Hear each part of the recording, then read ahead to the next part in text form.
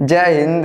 देखिए इस वीडियो में समझते हैं कि पुरुष के अंदर जो स्पर्म होता है कब अच्छा माना जाता है और जो स्पर्म होता है ये कितने चक्कर में होता है। तो सबसे पहले में समझते हैं कि एक अच्छा स्पर्म कब होता है और इसी वीडियो में आगे समझेंगे कि ये कितने चक्कर में होता है। चलिए ध्यान समझिए। देखिए बाबू, आमतौर पर शुक्राणु का घनत्व 15 मिलियन से 200 मिलियन होना चाहिए। यानी अगर आपसे कोई पूछता है कि एक बात बताओ, जो पुरुष का स्पर्म है सबसे बेस्ट कब माना जाता है, तो कब माना जाता है। देखिए 15 मिलियन से 200 मिलियन अगर शुक्राणु है तब सबसे बेस्ट माना जाता है। लेकिन कितना में होना चाहिए, देखिए प्रति मिलीलीटर वीर्य में, अगर प्रति मिलीलीटर वीर्य में 15 मिलियन से लेके 200 मिलियन अगर शुक्राणु है तो सबसे बढ़िया माना जाता है। देखिए बाबू, वीर्य और शुक्राणु में अंतर होता है। अंतर क्या होता है थोड़ा समझिए। देखिए है क्या है बाबू, इसे हम मान लेते हैं वीर्य।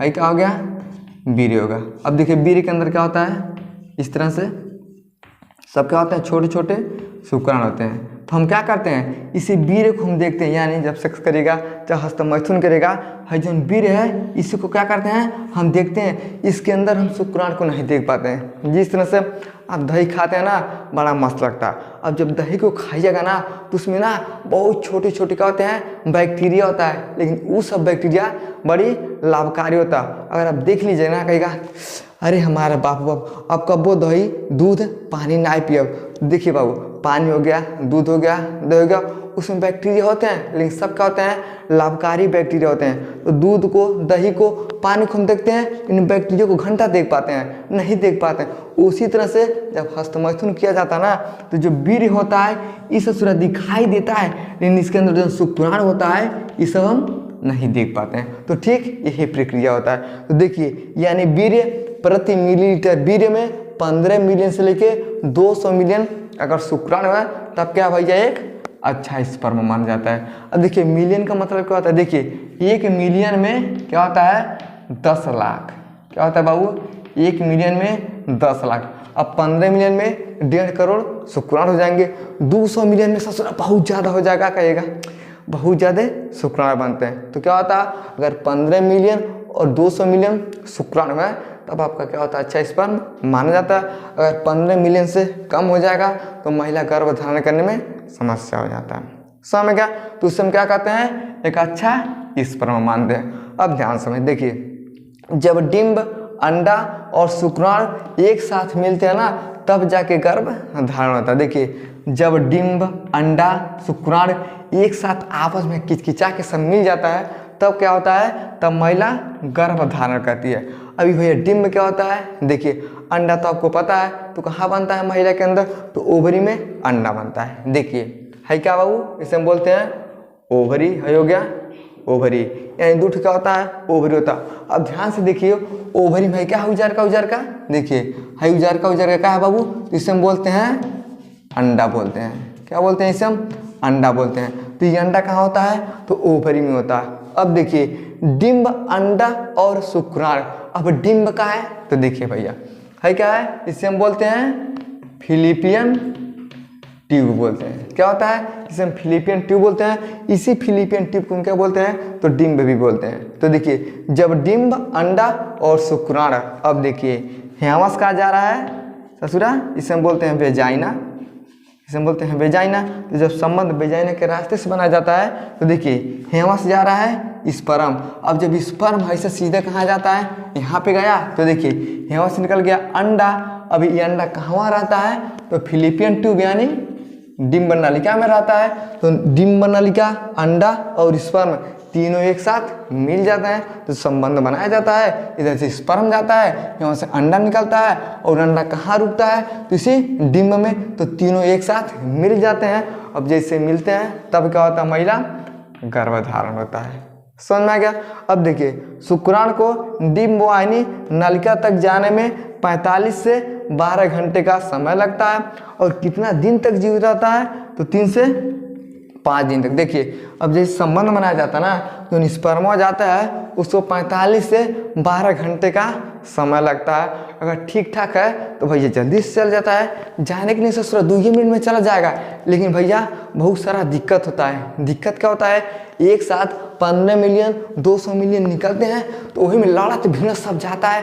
कौन कहता है हम आगे जाए, कौन कहता है हम आगे जाए, मार सब करने लगते हैं। तो जाने के लिए ससुर 2 मिनट में चला जाएगा, लेकिन जब मार होने लगता है तो अपने मंजिल पे जाने में क्या होता है, उन लोगों को टाइम लगता है। तो टाइम कितना लगता है, तो 45 से 12 घंटे का समय लगता है। तब जाके एक जो शुक्राणु होता है ससुरा, ये जाके अंडा से मिलता है। तो कितना टाइम लगा, तो 45 से 12 घंटे का समय लगता है। देखिए अगर पहुंच भी जाता है, अगर अंडा है वो नहीं आ जाता ना, ये क्या करता है, तो 3 से 5 दिन तक जो शुक्राणु होता है ये अंडे का बेसब्री से इंतजार करता है कि अब आएगा तो हम दोनों एक साथ मिलेंगे, तब जाके एक बच्चे का निर्माण होता है। समझ गया, तो इतना प्रक्रिया होता है, यानी अंडा, डिंब और शुक्राणु एक साथ आपस में मिलते हैं तो क्या होता है, गर्भधारण होता है। और 45 से 12 घंटे का समय लगता है, मार झाड़ा सब करते हुए जाते हैं।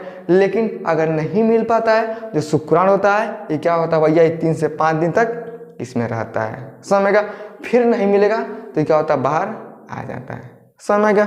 अब देखिए डिम्बवानी फिलिपियन ट्यूब को भी कहते हैं। तो पहले हम आपको बताया है, और जो फिलिपियन ट्यूब होता है इसे हम क्या बोलते हैं, तो डिम्बवानी बोलते हैं। इतना को समझ में क्या। अब इसका स्क्रीनशॉट लीजिए। अब हम ये समझते हैं जो शुक्राणु होता है ये कितने चक्र में होता है। चलिए अब समझते हैं जो शुक्राणु होता है ये कितने चक्र में होता है। चलिए ध्यान समझिए। देखिए बाबू, इसे हम क्या बोलते हैं, तो पूरा को हम बोलते हैं शुक्राणु। देखिए है क्या हो गया, ऊपरा वाला इसे हम बोलते हैं जीवद्रव्य, ये गुल्का को हम बोलते हैं एक क्रोसोम, इसे हम बोलते हैं केंद्रक।